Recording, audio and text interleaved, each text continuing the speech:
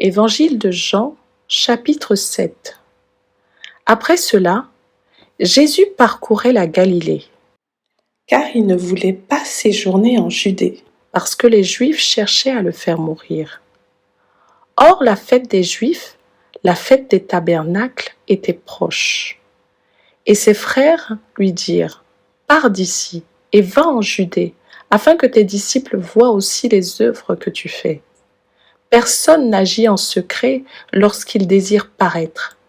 Si tu fais ces choses, montre-toi toi-même au monde. » Car ses frères non plus ne croyaient pas en lui. Jésus leur dit : « Mon temps n'est pas encore venu, mais votre temps est toujours prêt.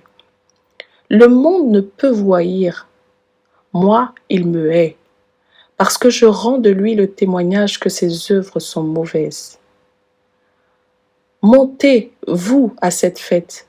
Pour moi, je n'y monte point, parce que mon temps n'est pas encore accompli. » Après leur avoir dit cela, il resta en Galilée.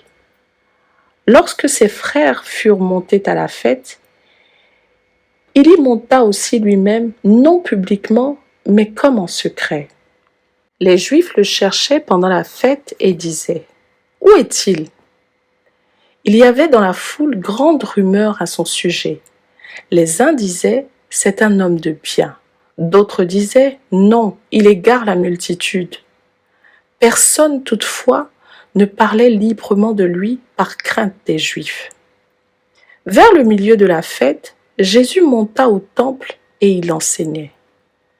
Les Juifs s'étonnaient, disant : « Comment connaît-il les Écritures, lui qui n'a point étudié ?» Jésus leur répondit : « Ma doctrine n'est pas de moi, mais de celui qui m'a envoyé. Si quelqu'un veut faire sa volonté, il connaîtra si ma doctrine est de Dieu ou si je parle de mon chef. Celui qui parle de son chef cherche sa propre gloire, mais celui qui cherche la gloire de celui qui l'a envoyé, celui-là est vrai, et il n'y a point d'injustice en lui. Moïse ne vous a-t-il pas donné la loi ? Et nul de vous n'observe la loi. Pourquoi cherchez-vous à me faire mourir ? » La foule répondit : « Tu as un démon. Qui est-ce qui cherche à te faire mourir ? » Jésus leur répondit : « J'ai fait une œuvre, et vous en êtes tous étonnés. Moïse vous a donné la circoncision. Non qu'elle vienne de Moïse, car elle vient des patriarches, et vous circoncisez un homme le jour du sabbat. Si un homme reçoit la circoncision le jour du sabbat, afin que la loi de Moïse ne soit pas violée, pourquoi vous irritez-vous contre moi de ce que j'ai guéri un homme tout entier le jour du sabbat ? Ne jugez pas selon l'apparence, mais jugez selon la justice. » Quelques habitants de Jérusalem disaient : « N'est-ce pas là celui qu'il cherche à faire mourir ? Et voici, il parle librement, et ne lui disent rien.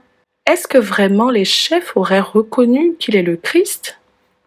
Cependant, celui-ci, nous savons d'où il est, mais le Christ, quand il viendra, personne ne saura d'où il est. » Et Jésus, enseignant dans le temple, s'écria : « Vous me connaissez, et vous savez d'où je suis. Je ne suis pas venu de moi-même, mais celui qui m'a envoyé est vrai, et vous ne le connaissez pas. Moi, je le connais, car je viens de lui, et c'est lui qui m'a envoyé. » Il cherchait donc à se saisir de lui, et personne ne mit la main sur lui, parce que son heure n'était pas encore venue. Plusieurs parmi la foule crurent en lui, et ils disaient : « Le Christ, quand il viendra, fera-t-il plus de miracles que n'en a fait celui-ci ? » Les pharisiens entendirent la foule murmurant de lui ces choses. Alors les principaux sacrificateurs et les pharisiens envoyèrent des huissiers pour le saisir. Jésus dit : « Je suis encore avec vous pour un peu de temps, puis je m'en vais vers celui qui m'a envoyé. Vous me chercherez et vous ne me trouverez pas, et vous ne pouvez venir où je serai. » Sur quoi les Juifs dirent entre eux : « Où ira-t-il que nous ne le trouvions pas ? Ira-t-il parmi ceux qui sont dispersés chez les Grecs ? et enseignera-t-il les Grecs? Que signifie cette parole qu'il a dite?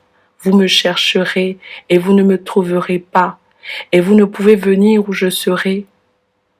Le dernier jour, le grand jour de la fête, Jésus, se tenant debout, s'écria: Si quelqu'un a soif, qu'il vienne à moi et qu'il boive. Celui qui croit en moi, des fleuves d'eau vive couleront de son sein, comme dit l'Écriture. Il dit cela de l'Esprit que devaient recevoir ceux qui croiraient en lui, car l'Esprit n'était pas encore, parce que Jésus n'avait pas encore été glorifié. Des gens de la foule, ayant entendu ces paroles, disaient: Celui-ci est vraiment le prophète. D'autres disaient: C'est le Christ. Et d'autres disaient: Est-ce bien de la Galilée que doit venir le Christ? L'Écriture ne dit-elle pas que c'est de la postérité de David et du village de Bethléem où était David que le Christ doit venir? Il y eut donc à cause de lui division parmi la foule. Quelques-uns d'entre eux voulaient le saisir, mais personne ne mit la main sur lui. Ainsi, les huissiers retournèrent vers les principaux sacrificateurs et les pharisiens, et ceux-ci leur dirent: Pourquoi ne l'avez-vous pas amené? Les huissiers répondirent: Jamais homme n'a parlé comme cet homme. Les pharisiens leur répliquèrent: Est-ce que vous aussi vous avez été séduits? Y a-t-il quelqu'un des chefs ou des pharisiens qui ait cru en lui? Mais cette foule qui ne connaît pas la loi, ce sont des maudits. Nicodème, qui était venu de nuit vers Jésus et qui était l'un d'entre eux, leur dit: Notre loi condamne-t-elle un homme avant qu'on l'entende et qu'on sache ce qu'il a fait? Ils lui répondirent: Es-tu aussi galiléen? Examine, et tu verras que de la Galilée il ne sort point de prophète.